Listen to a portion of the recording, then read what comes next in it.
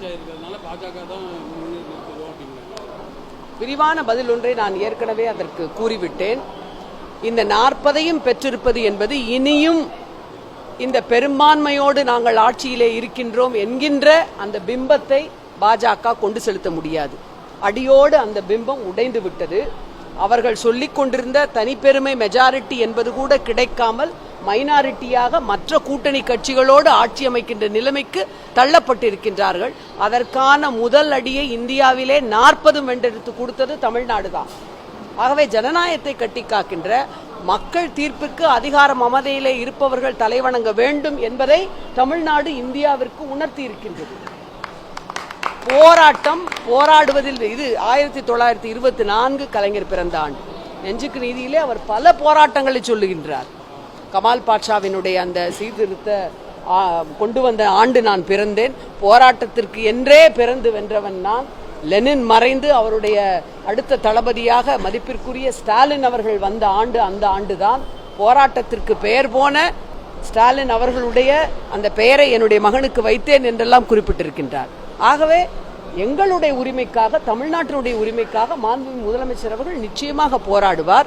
பெரும்பான்மையாக எங்களுடைய கூட்டணிக்கு வாக்களித்து நாங்களும் சரிசமதையாக இன்றைக்கு நாடாளுமன்றத்திலே அமர இருக்கின்றோம்.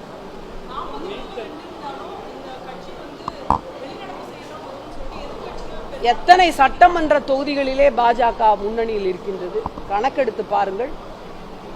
வென்றிருக்கின்ற எத்தனை சட்டமன்ற தொகுதியிலே அது முன்னணியிலே இருக்கின்றது, இரண்டாவது இடத்துக்கு வந்திருக்கிறது என்ற கணக்கை போட்டு கொண்டு வந்து பிறகு பேசலாம்.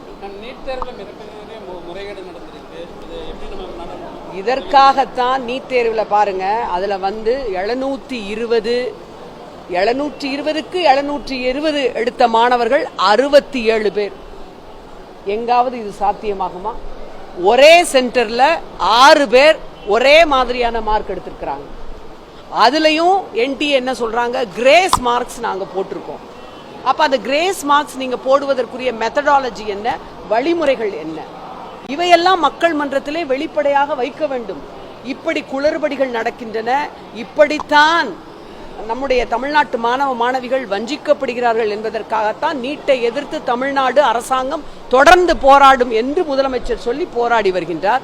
எங்களுடைய இளைய அமைச்சர், எங்களுடைய அன்பிற்குரிய உதயநிதி அவர்களும் கோடிக்கணக்கிலே கையெழுத்து ஆன்டை நீட்டுக்கான எதிரான கையெழுத்துக்களை வாங்கி ஜனாதிபதி அவரிடம் கொடுத்திருக்கின்றார். இந்த குளறுபடிகளை எல்லாம் அந்த என்டிஏ தெளிவுபடுத்த வேண்டும். எந்த வகையிலே இது நடைபெறுகின்றது, இது சாத்தியமா? அந்த சீரியல் எண்ணெல்லாம் நீங்க பாத்தீங்கன்னா ஒரே மாதிரியான எண்களா இருக்கின்றது. 67 பேர் எப்படி 180 கொஸ்டின்ஸ், ஒரு கொஸ்டின்ஸுக்கு 4 மார்க்னு வச்சாலும் நெகட்டிவ் மார்க்லாம் போல நிறைய பேர் 718 719 எடுத்துக்கிறாங்க. இதெல்லாம் சாத்தியமே கிடையாது. இதற்காகத்தான் நீட் வேண்டாம் என்கின்றோம். நீட் ஒழிப்பிற்காக தமிழ்நாடு, குறிப்பாக மாண்புமிகு முதலமைச்சர் அவர்களும் நம்முடைய இளைய தலைவர் உதயநிதி அவர்களும் தொடர்ந்து போராடுவார்கள்.